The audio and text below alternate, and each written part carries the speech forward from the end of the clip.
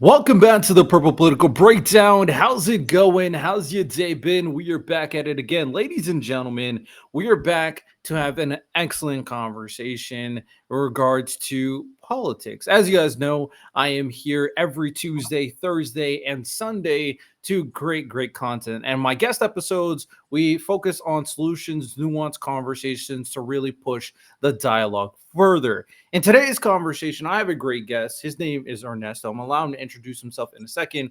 And we're going to focus on the discussion of immigration misinformation. And I'm going to probably spitfire some questions that I probably have a good understanding of, but it's always great to hear a different perspective, maybe even a more informed perspective compared to my own in regards to this big issue in America right now that is going on. Big issue in the world, to be honest, because there's a lot of immigration conversations all across in the UK as well, and just European countries as well, and other countries too. So, with that said, we're going to dive right into it. Ernesto, feel free, introduce yourself. Who are you? What are you about? And what are you here to talk about? Hello, Radel. Thank you so much for having me today. I am a researcher. I spend my time talking to people in the streets, looking at data, looking at numbers to understand, in this case, what's happening with immigration. Who are the immigrants coming? What are they facing? Where do they live? Where do they work? And the reactions and the effects on people around them. I am a professor at American University in Washington, D.C., where I direct the Center for Latin American and Latino Studies, a research center, as well as the Immigration Lab. When that's what we do. We have talked in the last year and a half to over 400 immigrants to understand their experiences. So some of the things that I will be talking about today is based on all that research, looking at surveys, looking at different studies that we have been conducting through the years to try to address the misconceptions that the public may have. So as an immigration expert, I'm happy to share a little bit of that expertise. All right. Well, before we get into it, I always like my audience to get to know the guest a little bit. What is like a hobby you have that is not directly related to politics? Because I always like to tell people is that people, even though they're political nerds like myself, we like fun stuff as well. So, what are some things that you enjoy? Absolutely. So, music, I still try to go to concerts at least once a month and taking my family when possible. I also used to coach for 8 years a youth soccer team where I love it because there's young men from all backgrounds and all over the world. And that was a lot of fun. I just stopped this season, but I did it for 8 years. And that took a lot of my weekends and evenings. So yes, those are some of my hobbies, and reading. I just love books in general. All right, fair enough, fair enough. So, you obviously have a extensive background, as you said. You've been focused on this issue for a while. So, can you tell us a little bit about that background? Why is this such an important issue to you? As before we dive into like the nitty gritty of the immigration conversation. Yes, absolutely. As you can probably tell from my accent, I'm an immigrant myself. I was born abroad. I was born in Mexico, in my case, in Mexico City. I came to the U.S. in 1999, so I've been here for over 26 years, and I came here as an international student to study. I was interested in biology and molecular biology. I finished my undergrad, and then I discovered the discipline of sociology, where you can ask questions about what's happening with people around you. And I started as I was doing my doctorate, which was going to be more on how we understand science in general, and how scientists say they do science and how they actually practice it, understanding the culture behind labs and all those things. I bumped into a project of looking at recent Mexican immigrants in New York City and going to the places they were coming from to try to understand that process. They needed people that spoke Spanish, that could travel, etc. So I volunteered in that project. This is back in 2003, 2004. And I loved it. It was very easy for me to talk to folks and learn what was going on, and then comparing it to what people in Fox News, for example, were saying. And they were two different, completely different universes. So therefore, even though my experience had been really easy, it came with a visa, I could work in many fields. I saw that there was a lot of misconceptions around immigration. So I said, okay, let me do more work on this. And it's been over 20 years now, and the work is not over. So I'm still at it. Okay, okay. Can you move yourself a little bit to the side so you're a little bit more centered? There we go. There we go. Um, all right, fair enough. So when it comes down to the immigration conversation, there is a lot of misinformation in regards to it. They are I've been saying for a while they are being used as like the scapegoat to point everybody's anger towards. So there's couple of points that people use to really go after illegal immigrants in particular. Now there is a section of people who don't want immigrants at all. So that is a different conversation. But I do think it's important to focus on the illegal immigration stuff first. What does illegal immigrants mean? Because I 100% know people have a misunderstanding of what that term means. Well, like, what does it mean to be an illegal immigrant and when you come into America? Yeah, I'm glad you're asking that, Radel. That's a key question, and indeed, there's a lot of misunderstandings. So it's always useful when we take a step back and we try to look at things through history, how it works in other countries, and to start very very general, for most of humanity's history, we have moved around looking for water, for food, finding for better weather. So immigration is a constant in human history. Again, looking at the big history of humanity. Then until recently, really, until we're talking the beginning of the 1900s, the first kind of federal-wise immigration regulations in the U.S. start in the 1920s, when there's a discussion about the immigration problem. So we're talking about 100 years, which for a lot of people may be a lot, but for other people, it's little. The U.S.-Mexico border until the late 90s, it was basically open. People could come and go. Most of the Europeans that came here freely without any papers, without permission. Obviously, slaves were brought in against their will, violently, in a truly illegal system, although it was legal at the time. But so I'm saying that for the most part, people could move across borders, and there was not an issue. More recently, there was this idea, which really happens in real life, but there's the idea that everybody coming into a territory, into a political country, has to get permission, has to either get a visa and be here temporarily as a student, as a tourist, and then come back. Or if they're going to migrate here long term, they have to ask for asylum, be refugees, or be given permission from the state to stay. That has never been a reality almost anywhere, including the UK, Australia, Europe, even other countries. People come and go with different levels of permission. But okay, bringing it to the US after 9/11, there's this idea that we don't want anybody here without permission. Most Mexicans that came to the US started coming during the Bracero program, which was during World War II, when a lot of American men were fighting in Europe. So we needed more people in the workforce. So women entered industrial labor force for the first time in American history, and you had agricultural farm owners and others going to Mexico, pleading, really begging people to come and work in the US. So for a long time, people came here as guest workers to work in agriculture in the Southwest, in Chicago, and other places. And then that program between the US and Mexico ended. But the labor demand didn't end. So people kept coming informally. That is, they crossed the border on their own. They pretended to be residents of San Diego, residents of El Paso, and then went up north to work. So that passing without customs, without paying taxes if you're importing something, that's what is a civil misdemeanor. It's not criminal. It wasn't criminal for the most part. But you have to ask, like in the airport, right? You're supposed to go and get your passport checked.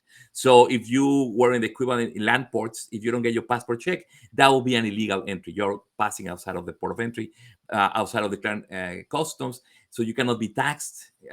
That's important in the old days, or if you were bringing goods and goods. But if you're not working, you don't have anything to do. But then people will be hired that are not having a permission to work in the US. So that's what we talk about today. The people that cross the border undetected through the desert, through tunnels, etc., and that are working here, paying taxes, not most of them not committing any crimes, but technically didn't have permission to enter and don't have permission to work. So that is contrary to a lot of laws. It is true.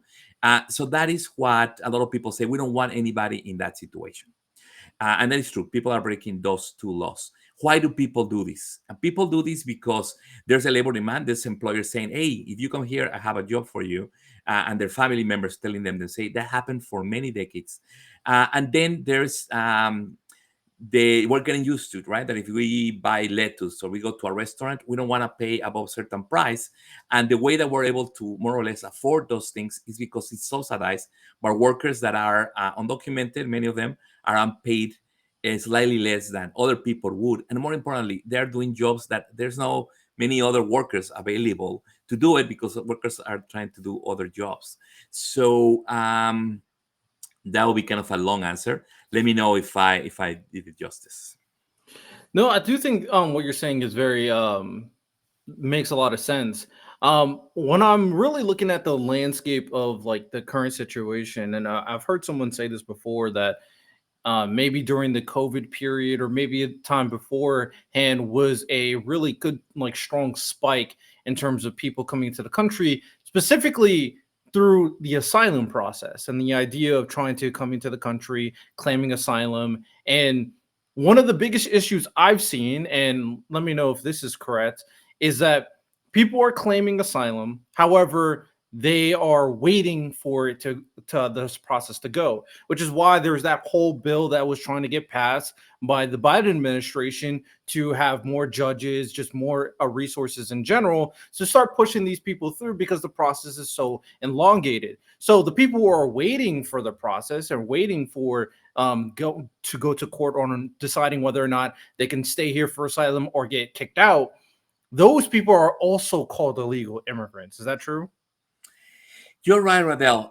Although that is technically incorrect, the people that a lot of media outlets were calling incorrect during the second part of the Biden administration, they had come into the US with permission from the US federal government. The government knew who they were and where they were. They had to go to courts. That's what when they go to the court dates right now, they're being some of them stopped and detained by ICE. And they were indeed, many of them are going to the CBP app, a new thing to do this legally through a phone application. And as you correctly said, many of them were applying for asylum, which is part of US immigration law and it's part of international law. And it's a commitment that US and most countries in the world have done so that people are escaping genocide like we saw during the Holocaust or escaping war, they can, or political persecution, they can find a safe home abroad. So that is under the law, and most people enter that way. Now, as you say, a judge has to then determine if they are really, if they fulfill all the requirements to be declared valid asylum seekers and then allowed to stay legally, or they're going to be asked to go to leave because they don't fulfill those requirements. But also, as you correctly point out, we don't have enough resources allocated to refugee and asylum judges and the whole system.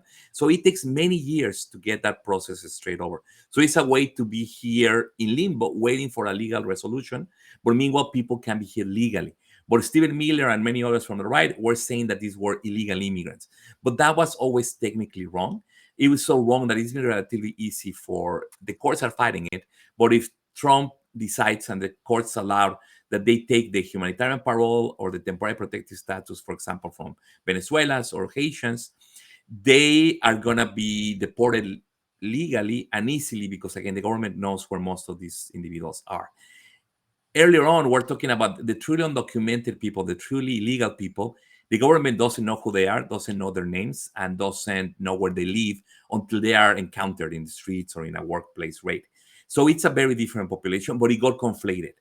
And then why are people illegal? They are in that situation because if you are a worker with less than high school education that doesn't speak English and you're coming to work in agriculture, construction, restaurants, for most of the world, for most people, there's not a visa to come and do that work legally.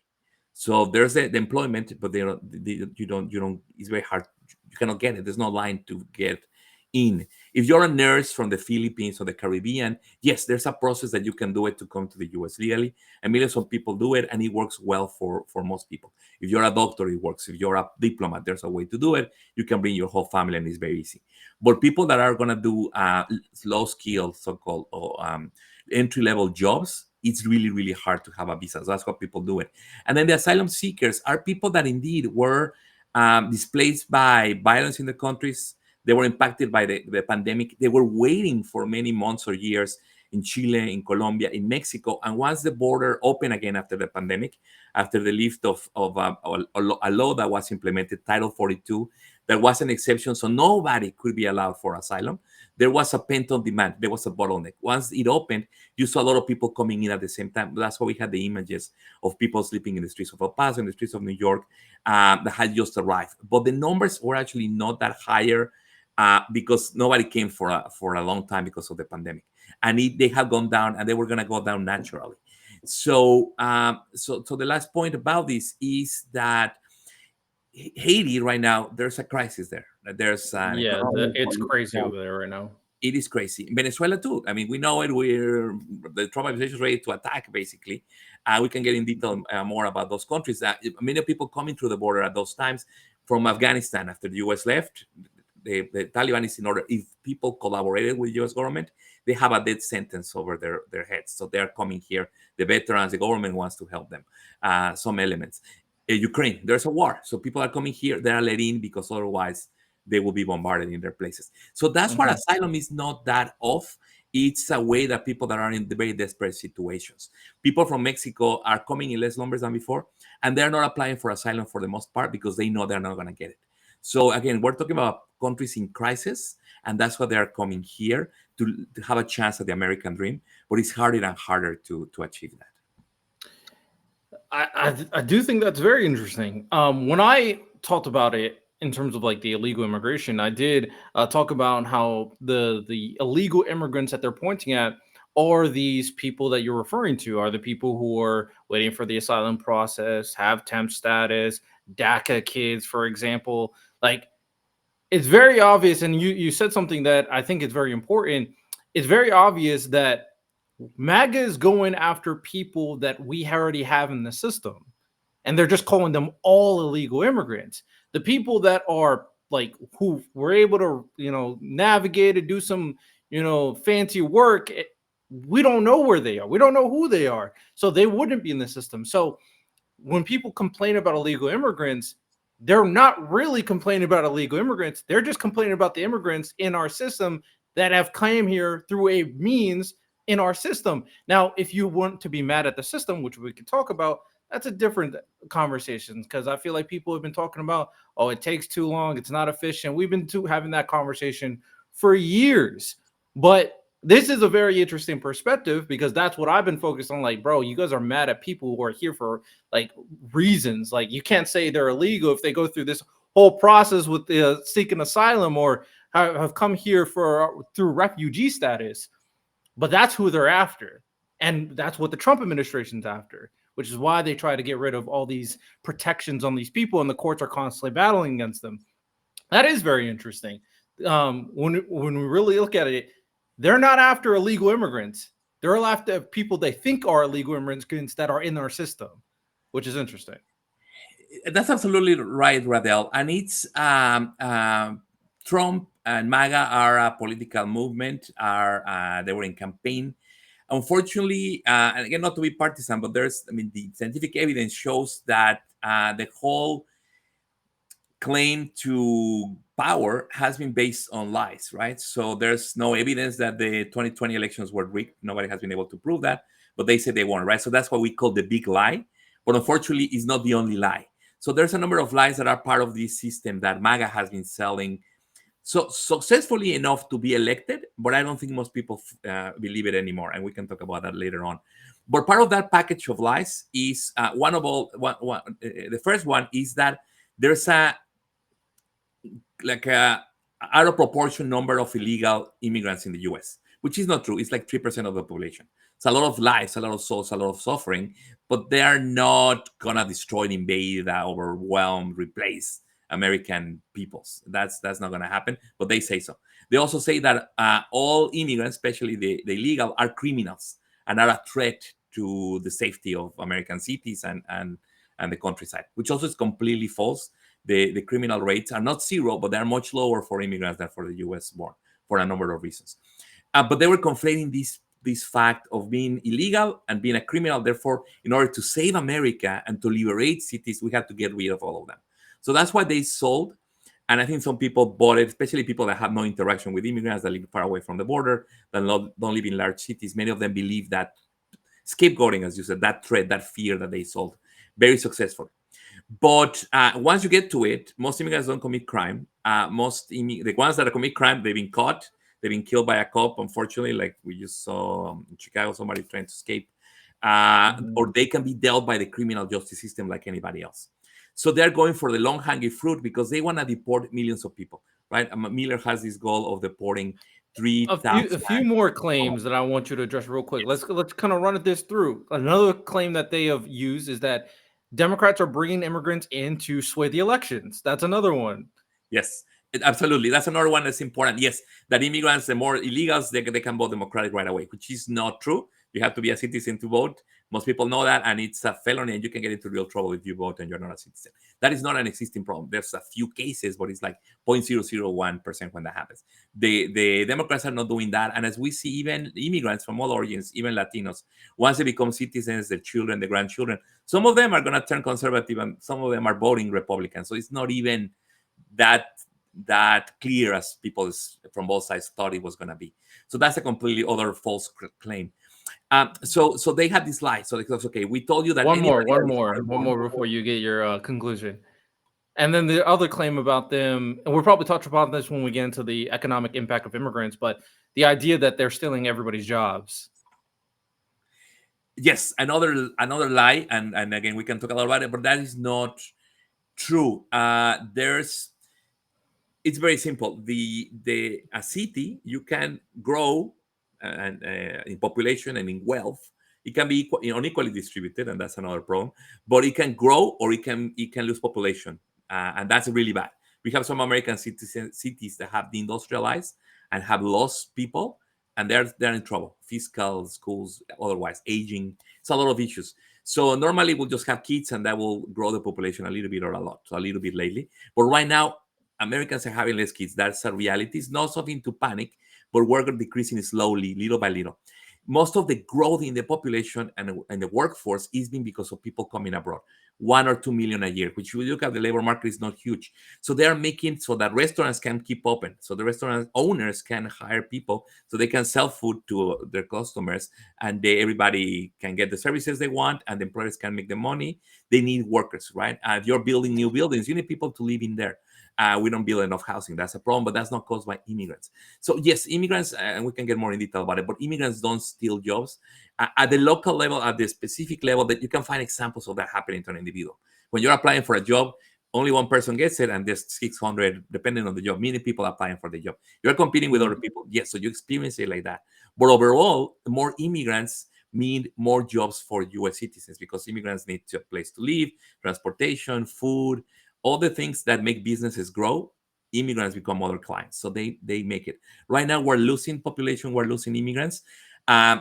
Businesses are not able to grow, and a lot of people are losing their jobs because there's nobody to. So if you're in a small town, you used to teach a lot of refugees, for example, in the Midwest, and there's no more refugees. Well, the teacher that had a job now doesn't have a job anymore. So less immigrants actually make that US citizens lose the jobs. But it's a story that it's more complicated, takes a little bit more time to tell, so people don't see that. But yes, it's another lie. So these packages of lies, they were sold. People believe them. Another lies, and Trump was elected. Now they have to kind of fulfill them. But again, there's not enough criminals to deport to see a dent in immigration. So they're going for a long-hanging fruit, which, as you say correctly, is people that went through the system, people that enter with permission, people mainly that are going through asylum and other types to regularize their status. Those are the ones, for the most part, that have been deported. People without a criminal record, women, children, etc. And then worse is that now they have equated that to be Hispanic, to be Asian, to be Arab, to be of color, or from the global south, to have an accent, to speak another language, oh, you're not American, right? You're a foreigner, you may be illegal, you don't belong here, and we want to get people out of here. So unfortunately, behind MAGA, not everybody that is anti-immigrant has these beliefs, but the core MAGA people is really a whiteness project, right? They want less people of color in the US, and they see that as stopping immigration is a way to guarantee a white majority in the population because they see us better and in power, right, in control of the unequal racial system that we have in the US. So unfortunately, this is also behind this supposedly anti-immigrant discourse. It's much darker than that. Yeah, he's 100% correct. It's tough when like I'm having conversations with certain people, and yeah, oftentimes, like, especially like a couple of years ago, where there has been this kind of more ire towards the white majority of America, and I was always going like, you know what, I have a lot of really good white friends, but as of right now, there is no denying that the agenda is very clearly they want less people of color in America. That they are saying these things verbatim. Like they don't even feel shame about saying these that we need to keep the sanctity of America. You have to make America great again. Always ask when was America great? It's so many things that they said, whether it's the people in the administration, straight out politician or government officials, or social media personalities, political personalities who are saying these type of things verbatim. So that is the agenda that they are really trying to slow down immigration, get these people out of the country with all these lies that you just went through. So we went through all the lies, and these are easily debunked. So let's really focus on some of the truths of what immigration provides from America. And one of the things that you've talked about, which is very true, is that we are having less people in America. That's just factually correct. I think I saw a recent study of that deaths are going to eclipse births in like 5 years. So this is a huge problem in America. People are not having kids. Our population is not growing at a good rate. And now we're saying people can't come into the country. Those types of people tend to also have more kids than like the average American. I don't know if the average American, but some good chunk of Americans in the United States right now. So in terms of population, that's going to be a problem because it all relates to, as you mentioned, the workforce. We need more workers. We need more people to contribute to the economy, which is struggling right now. So what is the immigrants' impact on the economy? How can you break that down for us? Yes, I mean in the capitalist system that we have, we need constant economic growth, and that means uh, corporations growing, more businesses existing, more purchases, more buyers, a market ever expanding. A way to do that was through globalization, but that has slowed down. So the easiest way to do it is to have your local economy grow. The safest, easiest way to do it is by having a gradual increase in population, which is what we had at the end of the pandemic when Biden invited all these people. We lost over 1 million people to America, over 1 million people in America to the pandemic. Many of them essential workers, some of them were undocumented workers that kept feeding us, delivering food, working in hospitals, etc. Many of them died. So it coincided. It wasn't a policy of anybody, but all these asylum seekers came, and we saw the economy recovering really well. And it was a strong economy until the very beginning of this year. That is because the population helps you be more population means more economic growth. Uh, and again, you can think about it in terms of a school, a city. It's not the same as the household. Sometimes people think that if there's a newcomer coming, they're gonna sleep in your couch, or you have to feed them directly. And it's not as simple as that. Cities are not like houses. You decide who comes into your house, who doesn't, how many kids you have, just complete your decision. But none of us American citizens have a decision of who can move in into the city or the town we live in. It's an open border. If somebody wants to move from Texas to California, vice versa, they can do that. They have the legal right to do it, and they do it all the time. Do you want to be like Texas, that is taking people from around the country and growing its economy, or you want to be like states in the Northeast that, because of cost of living, weather, other reasons, are losing population? You want to be growing. Everything else being equal. So immigrants are a great subsidy that the rest of the world has been given to the U.S. for decades, that allow people to come in healthy, at a working age, already educated. They already have even basic education that another country paid for. And then it's the same people that once they get sick and old, many of them retire back in the countries of origin where they take care of the old age because they don't have Medicare or Social Security. The countries of origin and their families subsidize that. So it's been a transfer of healthy workers to the US for a long time, including illegal immigrants. Now, also, you have it at the same time, all the nurses, all the doctors that we take from the Caribbean, from Africa, all the scientists from around the world, all the people that come to study and stay. It's what has made for many years America number one in science and innovation in the world. Right now, this government is messing with those flows. That's going to have big consequences in the middle and long term. If you look at the top 500 companies in the US, a lot of the Silicon Valley very innovative firms, around half of them were founded or have a co-founder that was foreign born. So that's been key to American innovation and growth. And again, stopping that, yes, you can keep the country more homogeneous culturally, if there's such a thing as one American culture. There's many, but you can keep it slightly wider. But then you're gonna lose so much more. So it's shooting yourself in the foot as a country, and it's a long cost to pay to keep this white majority. That some people openly, as you say, some of these pundits or right wing extreme right activists, they say, I'm willing to do that. I'm willing to pay an economic price as long as we keep our culture and our majority. So they are acting in consequence. They are doing things that are radical, that are against their own self-interest, against our collective interest, in the name of racial purity. They will say, right, the good genes, and the Trump has said we want good immigrants that look like me, that are coming from Norway or Scandinavia. We don't want them from H countries, right? So it's a global racial phenomenon that unfortunately we have experienced for centuries, and we're not beyond that yet. Unfortunately, we're not beyond that. Regardless of all the growth America has gone, but the whole image of America being in such a bad place and needs to be saved has completely skewed people's minds to kind of push back against the people coming into the country and the changes of America. Um, so when it comes down to what you're saying, because a lot of the things that you're saying obviously make sense if people really just look at it. More people, more workers. It just 1 + 1 = 2. And we try to tell people all the time that you know we're not having well, technically we're kind of having an unemployment problem right now because of the current administration. But before that, we didn't have an unemployment problem. Most people worked. So they just couldn't find workers. That was the biggest issue going on in America.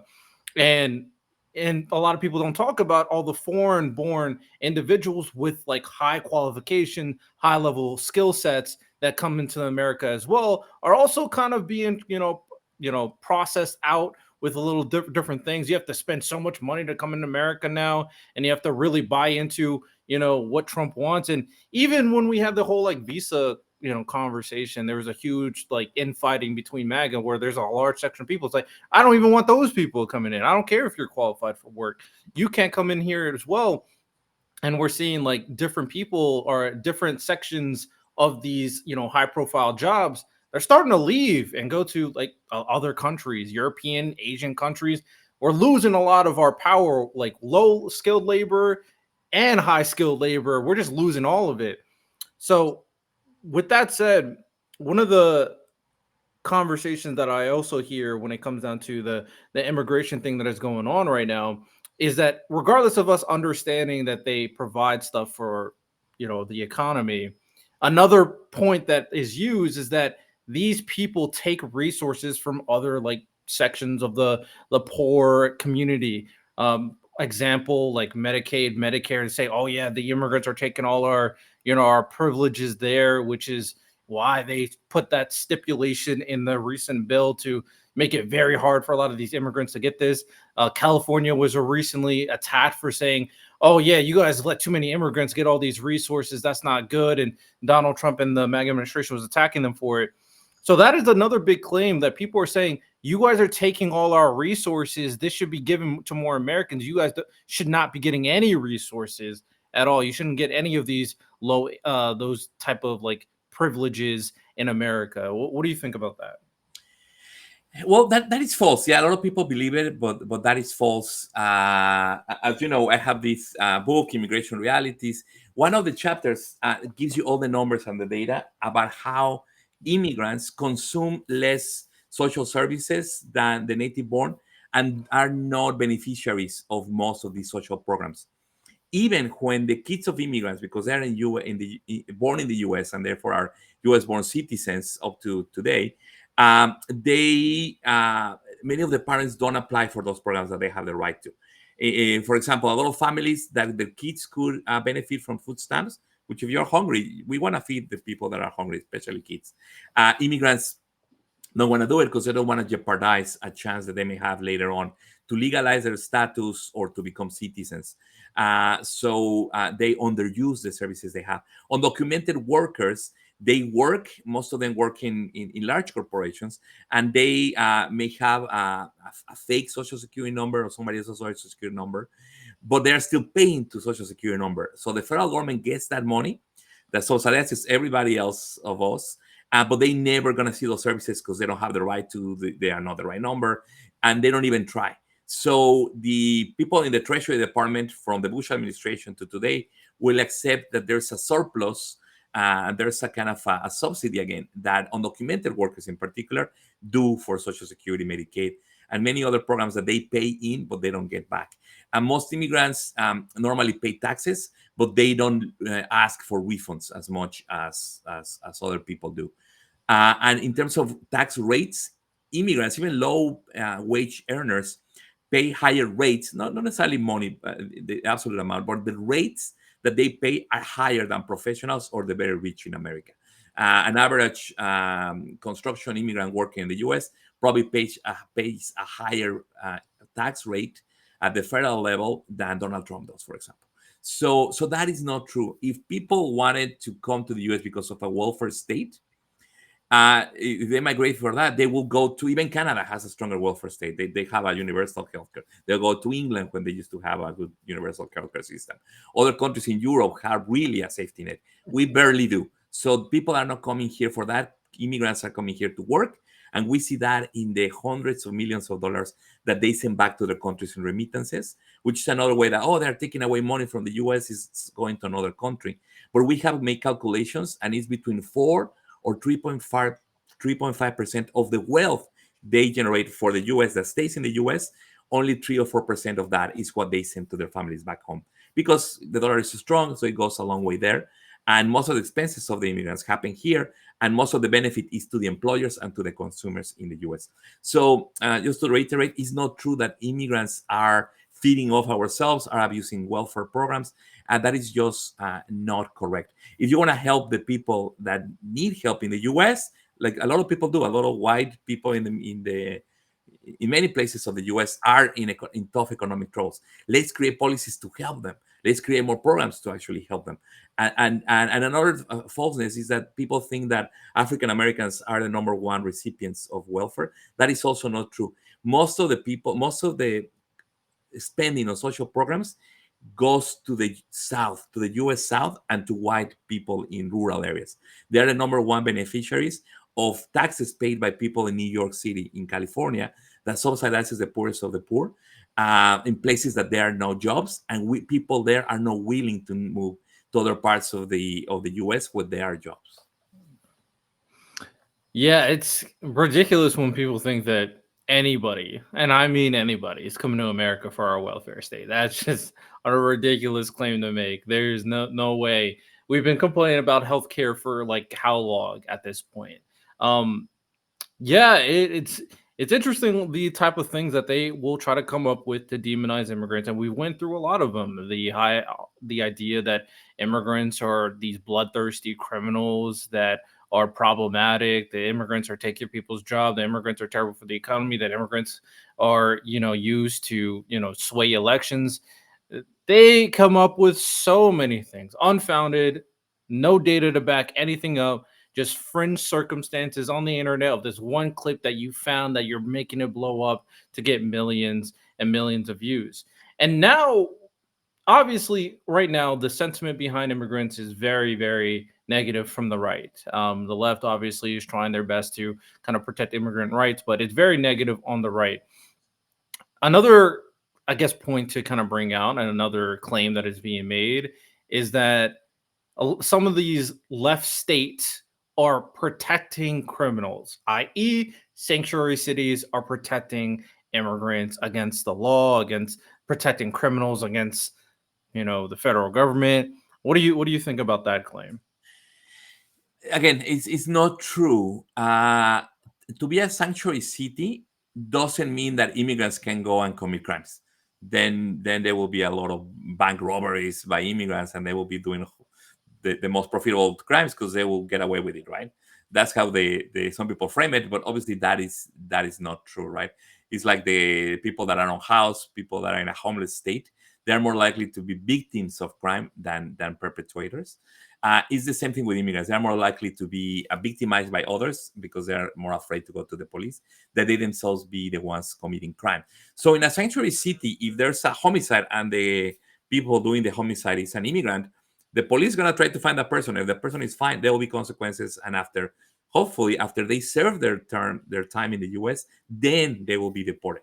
Um, and that's happened for a long time. So the sanctuary city just means that as long as you follow all the other laws and don't commit crime and pay your rent and everything like that, that the local authorities, if you get into trouble because you were jaywalking and they give you a ticket and you couldn't pay, and then you go to the police station and they kind of suspect that you may be undocumented, they won't call ICE and be like, hey, we have one guy here, deport him. That kind of firewall, that's basically the only thing that being a sanctuary city means. It has no way to protect people from deportation. The mayor of Chicago, for example, cannot do anything to stop ICE from doing their work. They're a federal agency, so they're not gonna block the work of ICE and other agencies that deal with immigration. They just have decided that the local police wouldn't automatically cooperate with them. Many now it's like 200 or 300 other localities in the US are cooperating directly, local police and ICE and immigration authorities. But that means that, again, if you're a minority, if you're an immigrant, if you're a victim of domestic abuse, blah, blah, blah, you're not going to go to the police because then you may get deported. So that makes it dangerous for everybody because the real criminals, then there's less people to testify and to be witnesses and to report them. But in places where they can trust the local police because they know that immigration and crime is different, those places are safer. And again, the research, the data, the history shows that the cities, the neighborhoods with more immigrants, including recent arrivals, including undocumented asylum seekers, refugees, they tend to be safer. The crime rates go down than before. There used to be places that were affordable, that were a little dilapidated, were in bad conditions. Immigrants fix things little by little with their own sweat equity, and they actually decrease crime rates. So again, it's another lie that they're using, not to find the criminals, but to find immigrants to deport so they can deport a lot of people. But there's so many videos of somebody driving their daughter to school that are getting deported by ICE, stopped by ICE and deported, that I think, except for the MAGA base, people are starting to see that immigrants are people like anybody else and that they're not criminals and that they've been unfairly targeted. That's why this administration's immigration policies are so unpopular. So that's important not to forget that most Americans, independents, Democrats, and even some Republican MAGA are against it. And the more they learn about their kid in their school, the parent of the friend of their kids in school being deported, the more they will realize that that lie they were sold about all immigrants being bad and they were only going for the illegal, that they didn't care about legal immigration, as you say, that was false. And even a lot of Latinos with undocumented family members believe that lie, that it wasn't going to affect them. But now many of them have been affected. So this is not going to work around. Next election, they can again scapegoat against immigrants. People are less gullible, less innocent, or they cannot claim to know as little as they did in previous elections. Yeah, it's very hard to try to play that card again. You named it. There are people who voted for Trump and their wife got taken in randomly. We've seen videos of that. We've seen workers or bosses, managers, CEOs, I don't know what you want to call them, have workers get taken away. And they were like, wait, what? They were super surprised. And they also voted for Trump. and the ICE raids are pretty unhinged. That's causing some turmoil across when it comes down to it. Like the situation what happened regarding the I think Hyundai and the South Koreans, and that was kind of wild. And now we got the recent situation regarding the Supreme Court ruling of like ICE can really just look at you. Oh, you're Hispanic. Oh, I can do what I need to do. It seems kind of wild when it comes down to it. In addition to all the rhetoric they've been espousing, another thing that not only interiorly inside the United States of America, there's been all this stuff going on with immigrants, but we've talked about it a little bit before. But the sentiment from other countries when it comes down to it has also been very weird, especially in regards to drugs. We had the whole stuff with Venezuela where they just bombed the Venezuelan boat because they thought they were transporting drugs. That's crazy. There's like, oh, dead. Bye. And then obviously one of the big things that they use to criminalize or demonize Mexico and Canada is, oh, you guys are bringing in fentanyl into America. That is, you guys are your drug lords are creating a fentanyl crisis in America right now that's going on.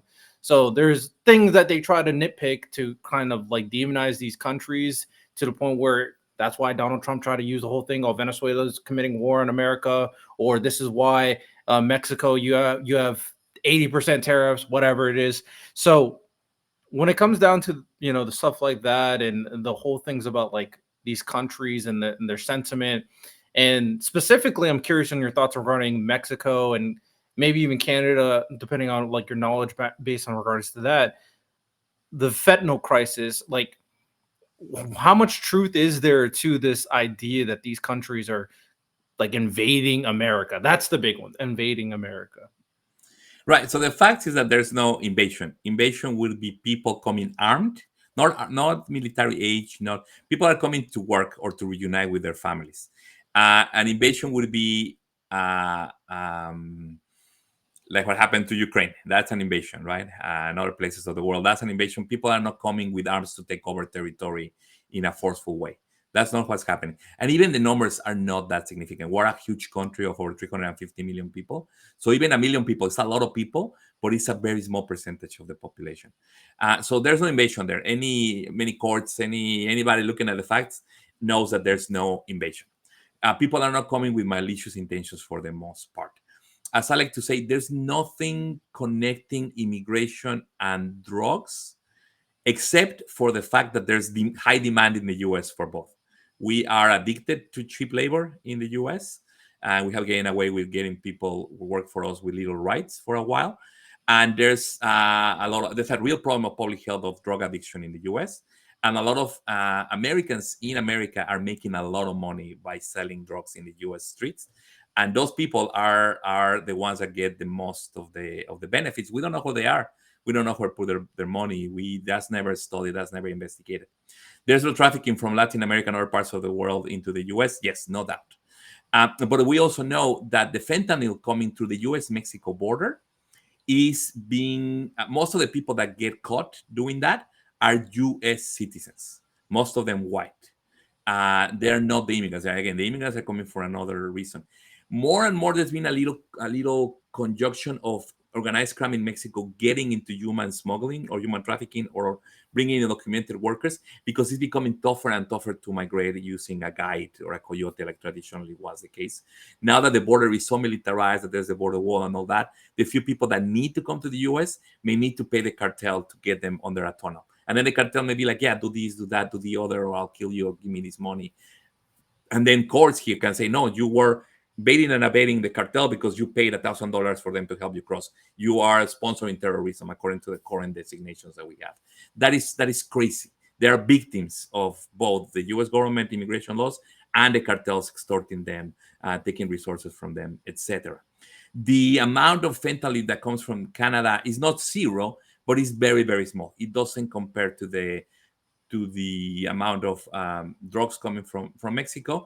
And again, the people that do it tend to be teams of Canadian citizens and American citizens to satisfy the demand in the US. And also, what Trump and company talk very little about is that as we have a lot of med labs and all that in the US, there's also a lot of fentanyl production. It can be produced in the US. If you were to stop all of it coming from Mexico and Canada, which is impossible because most of the fentanyl comes to the millions of legal trade that happens through these borders all the time.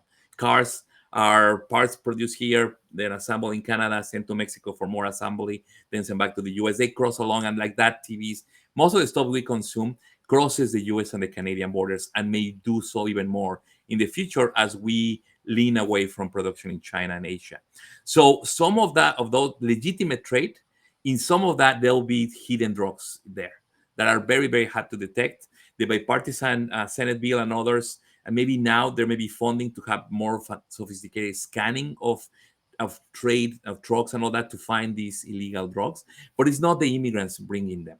That's the again, every expert will tell you that. So blaming Mexico for this or Canada and saying that by producing tariffs there'll be no drugs. No, the drugs, the products will be expensive for more expensive for everyone. But you can, if you were smuggling drugs in a non-tariff cargo, you can also smuggle drugs in a cargo that is going to pay tariffs. It's very hard to find all of it. So yes, we have a drug problem in America, but that is not caused by immigration. Fair enough. Fair enough. I guess some of the final things before we start wrapping up the podcast episode is a lot of this, and you mentioned this before as well in the midst of the conversation.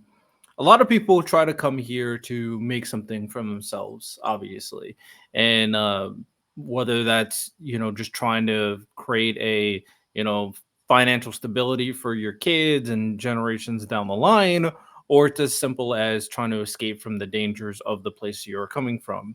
There is reason to come in America, and there is want to come in America because America's initial purpose, one of the big taglines of being an American that I was told when I was a kid, is something called the American dream. And that is come to America, make something of yourself. That's what the American dream is. I feel like the American dream is dead. I think it is dying right in front of our eyes, where it is not no more anybody can come in the country and make something of yourself. It is you have to be exactly how I want you to be, and maybe you'll be able to make something from yourself if we allow it. Like, it is completely changed, and it's not based on the principles that was supposed to be the bedrock of America in the first place. Well, what do you think? Do you think the American dream is dead? I think, Radel, that unfortunately you are correct. And we see that with strong evidence. For example, people escaping Venezuela, which is a dictatorship with economic trouble, people that came from Venezuela, working class, well, even the rich that came early on, they sold or they have to sell everything they had to reinvest it in the US or to be able to pay for the trip all the way here, which is a long, expensive trip. If you cannot do it in a legal way and had to ask for asylum at the border, you had to spend a lot of time and money to do that. The people that were here that entered with permission, that had permission to work, that were working, that were renting places, I know many, because some of them were sent to Secot, because some of them are being deported, because the families have been separated.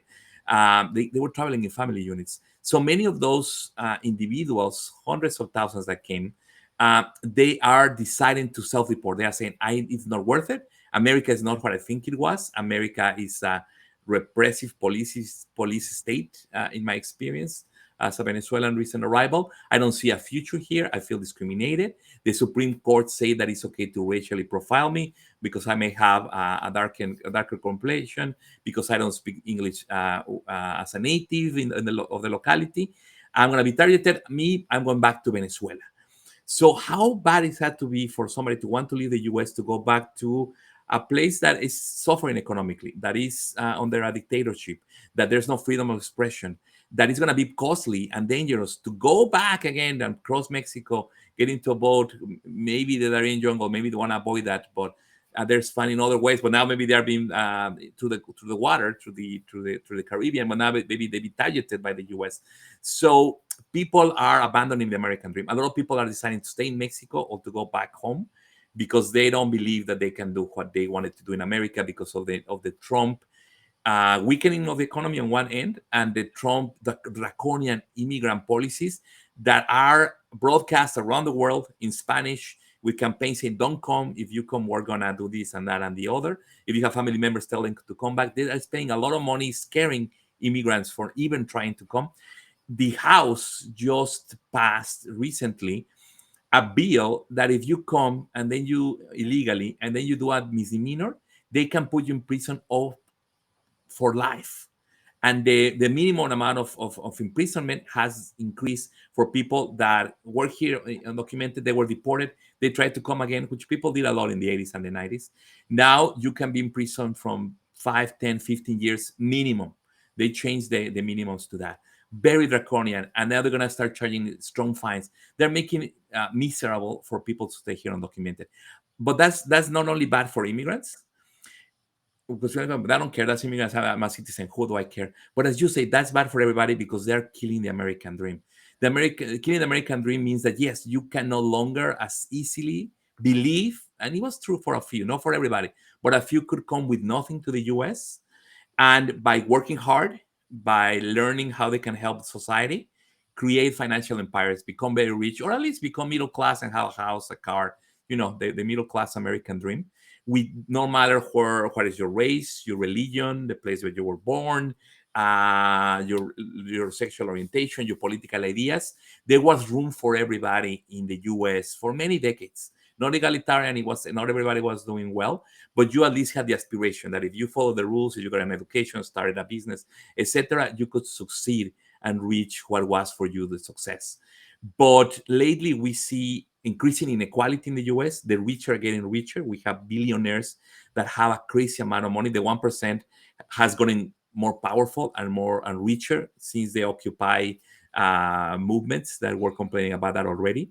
The people at the bottom of the US society, which are of all colors, are suffering more than ever.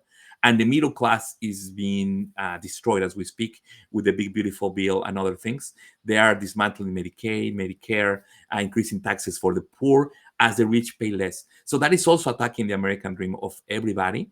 And if people are not willing to come and get their PhD to do scientific innovation in the US, they're going to do it somewhere else. And if that happens for a long time, that's somewhere else, China, Europe, etc.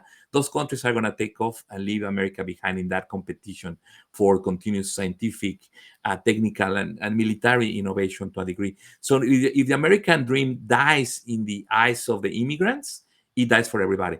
If it dies in the fact that the children of immigrants are no longer the immigrants sacrifice, they may be undocumented, they may be paying long hours for a low pay, but the children can have a good job or go to college or get a technical degree and become middle class and become part of the mainstream. Like most Americans, like Italians, Irish, they had a chance to do that. The Polish, the Norwegians, for many decades, they could join this Anglo-Saxon majority. Um, that is becoming harder and harder if you're Arab, if you are from a different religion. Even Jewishness has become politicized in some complicated ways. But that American dream is a failure when people in other countries don't see us anymore as the model, as the great democracy to aspire for, as a place where people can have freedom of speech and get together and complain about the government. When we see that attacked, is a loss for all Americans, immigrant or not, and it also decreases our stature, our influence in the world. And we're seeing that already. The U.S. dollar getting weaker. That's not good for anybody. If people stop believing in the dollar, we all pay for that in our pockets, no matter how wealthy we are. And the last point that let me make is that, as we know, immigrants, minorities, people from all over the world, they come to America because they believe in America. And sometimes they believe in America more than America itself. And I'm a foreign-born immigrant, but I see it as my duty to make America to make America greater, stronger than when I arrived, to contribute to America, a better country. And most people believe that we're not coming to mooch and to change it to our way. My kids speak perfectly English, right? Their kids are not going to speak Spanish. They are who is selling hamburgers, hot dogs, who is selling crepes in France is the immigrants. So it's not true that immigrants replace people; they contribute to the American culture. they keep it alive, they reproduce it, they consume it, they pay tickets to go to see hip hop act, a rock and roll act. They keep American artists uh, growing their popularity, their influence, etc. And they contribute by bringing innovation, different ideas to TV shows, to music, and all that, and making a melange of the cultural influences. Salsa, right? Afro Caribbean rhythms with jazz happening in New York City is a U.S. invention that you wouldn't have with the mixtures of people living together in New York City. And then it's something that then it gets exported to the world. So that diversity of culture, origins, tastes has produced great things for America and for the world. And we, some people want to stop that. It's just not smart and not beneficiary, especially for the people that are doing well or want to do well in America. And the people that are in the mainstream, they're the ones that are also going to suffer from these changes that Trump is doing very fast, and that we have to explain to people the consequences of this to make sure that they want to continue along this path. Fair enough. Fair enough.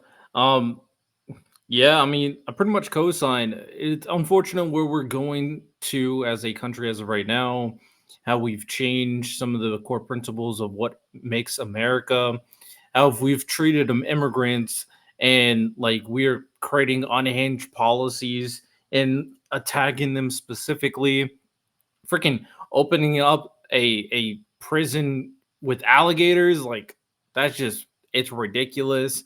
um and there's, a good amount of times from what I've seen where there are people who are just based off pure speculation just thrown in these terrible conditions with no due process either. So it's, none of what is going on is right, and a lot of it's not deserved. Am I ever going to advocate for a criminal? Of course not. Criminals always should be locked up, whether they're immigrants or American citizens. But it is kind of crazy ultimately.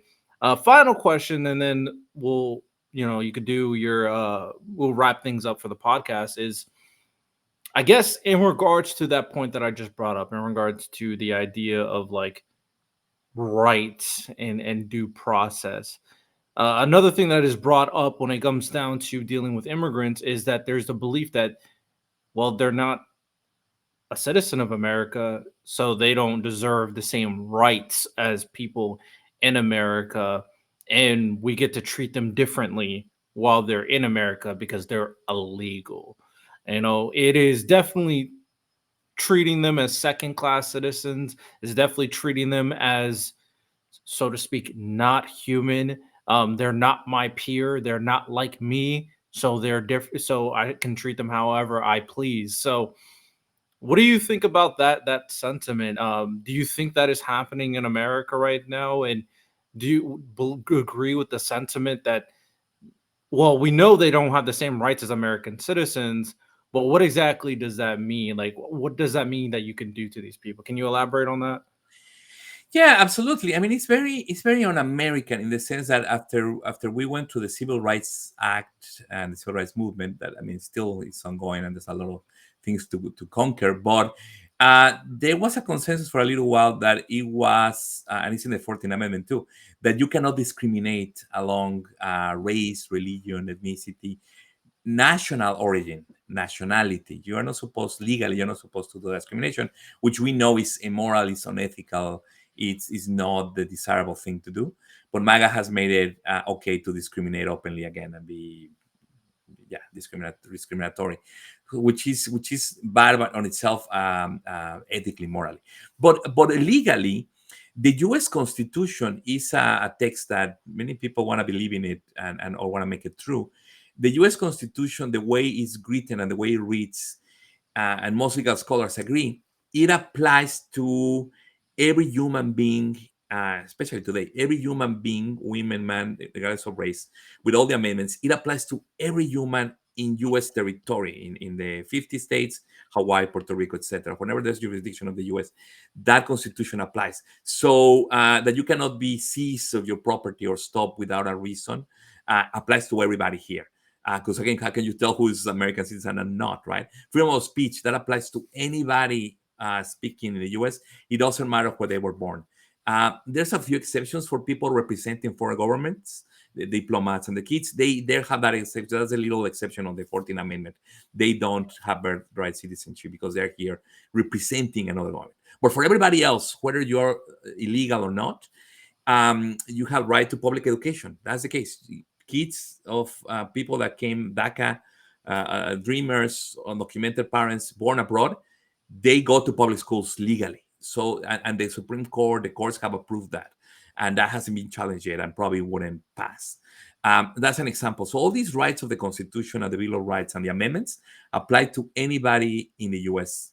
Here, regardless of how they enter and all that. And if you make excuses, if anybody listening or in the media or pundits make excuses for a particular group of people because X, Y, and Z, first of all, that whatever group of people is never easy to determine who is in that group and who is not. So we're talking about the racial profiling that now the Supreme Court is allowing. But once you allow that, if you are Abrego Garcia, somebody that came as a minor, entered with permission, the court said you will never be sent to El Salvador by the U.S. government because we realize that will put your life at risk, and we won't do that. Regardless, he was detained by ICE without seeing the courts, without letting him go to his next court appointment, was sent to El Salvador without due process. You can then have, so they got a lot of Venezuelans that had permission to be here. I've interviewed some of them that had work permits. They were sent to Venezuela extra legally. But then you have people like Abrego Garcia became so easy in a way to talk about because he had explicit support and protection of U.S. courts given during the first Trump administration that protected him from deportation. And no matter what, the U.S. broke its own laws, its own procedures, its own decisions, and sent him away illegally. So once you break due process for certain people because of the color of the skin or whatever, you're opening that due process applies to anybody. So we have right now in the streets of America people that look Latino or that look foreign that are stopped even if they are U.S. citizens, even if they serve in the army, even if they are veterans, you name it, whatever qualification you have, lawyers detained, stopped, questioned because they may be undocumented. And then sometimes they're allowed to show their ID and they let go. We have many documented cases of people that spend a couple nights in prison, and maybe some of them have been kept for months and weeks because part of the violation of U.S. law is that they are not allowed to contact the family members. They're not allowed the one call to a lawyer, so we don't know who is there and what. So once they target, in this case, foreigners, even if they're undocumented, then they can go for international students because they did an op-ed and they're from Turkey. But then they can also go to people that criticize the government, right? Then if you are a journalist and you criticize the government, they can say that you are helping immigrants or you're speaking in favor of criminals or Venezuelans. We're going to put you in prison without due process. It makes it very dangerous in a society. When there's no due process, any citizen is at the risk that the government can take you away because they want to, because they decide that you are an enemy because X, Y, and Z thing you did, and there's no legal system to protect you. That's an authoritarian regime, and no minority of any type is safe under that regime. And even if you're a MAGA person, but then you decide to ask for the Epstein files too much or something, and they don't like you, that doesn't protect you. They can still put you away if due process is completely eroded. That's why it's in the interest of citizens to make sure that this doesn't happen to anyone so that they are safe. I very much agree. It's just a crazy situation when it comes down to it. So to wrap things up, we've talked about a lot. We've kind of went through a lot of claims that you debunked in this conversation in terms of the realities of immigration. Is there anything else you want to say? Any final words that you have in regards to the current immigration issue that's going on in America? And feel free, obviously, to plug your book as well. Any final comments? While you say that, I'll be right back. Go ahead. Okay, sure.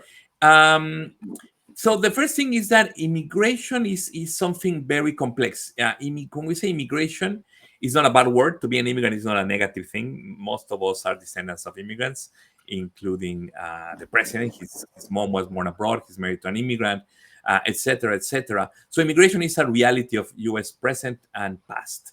So we have to understand America. We have to understand immigration.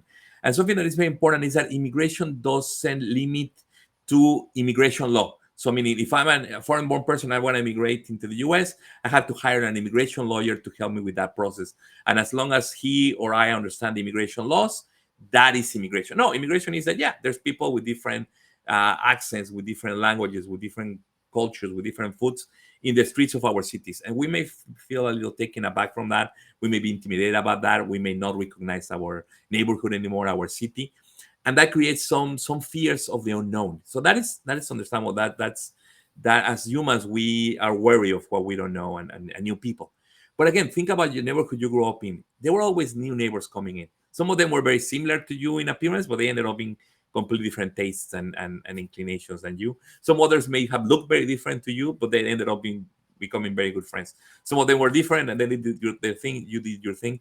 We have survived this, or accommodated, or cohabitated for a long time in America, and America has been very successful in making Americans out of America, of people from many different origins. The e plurals unum in the motto that we have in our coins and bills, it's you can say it's cheesy, but it's true, and it's real, right? It's very hard to distinguish. Nobody now is 100% X, Y, and Z. We're a mixture of many things, and in the future, a lot of people that may not be considered white right now will probably be considered white in the future. We still have the racial divide of black versus white. That is a big original sin of the US that we're still dealing with. And that's a big situation. But that is not going to make better or worse because of immigration. It complicates things, but it's not the cause nor the solution. That's an issue that we have to figure out as a society. So America is an experiment of difference working along that has been very successful, and we should be proud of that and celebrate it and continue it for the good of everybody. So I exhort you guys listening to learn more about immigration, to be curious, and not to fall so easily about what you hear in the media, who tends to reproduce stereotypes that became very powerful for decades now. That, oh, illegals, we discuss them, right? It's very common. You hear them before, maybe you believe them, but maybe just put a question mark in your head. It's like, oh, what if I'm maybe wrong about it? Can I read something that may convince me that that is not the case? So thank you for listening. And then if you want to know more careful, cited numbers, statistics, hundreds of studies, I recommend the book that we wrote for an audience, general audience, called Immigration Realities. Thank you, Radel. And it summarizes hundreds of studies to show how immigrants don't commit more crime than the local born, how the border is safe, etc., etc. So it's all there. And real quick, there's if you are curious about unaccompanied youth, there's this book Reunited by me and a co-author that talks about why would you have kids from Central America risking their lives and traveling alone to come to the US, why they believe in this American dream. There's a lot of stories you hear in their own words. It's more of a humane story about what happened for a long time in Central America, and why we have an important number of Central Americans coming here from 2014 to the pandemic. That's what was the big number of people. We forgot about them, but there was a big crisis of immigration at the time. They're doing well. They went to high school, they finished, they're in college, they're working, they're part of our societies. Like the Afghans that came after we left Kabul, many of them came, and people were like, how can we support them? They're going to be in hotels forever. We cannot afford it, blah, blah, blah. The Afghans are working Ubers, low entry jobs, when sometimes they are highly educated. So that's not ideal for them, but they are not taking anything away from us. Same thing with Ukrainians. They are doing great here. And so will be other immigrants if we give them a chance, if we give them the papers. And if they are criminal, if they break other laws, yeah, nobody's saying that they get a free card. Nobody does. They'll be dealt with by the legal system. That we have to believe that the legal system works, and that's the best way to protect ourselves from others and ourselves from the government. That's something that independents, Republicans, Democrats believe in, and I think we have to make sure that we still live in a country where the rule of law is what governs. All right, excellent. Well, ladies and gentlemen, that is all we got for today's podcast episode. If you did enjoy, make sure to rate the podcast 5 stars. Feel free to check out his information in the description as well. And share the podcast with your friends, share with your family, just to be more informed in regards to the immigration issue in America. Appreciate having you on, Ernesto. I think this was a good conversation in regards to this, and a lot of great, just information in general in regards to immigration. So, with that said, hope you guys enjoyed. You have a good one. Take care and peace.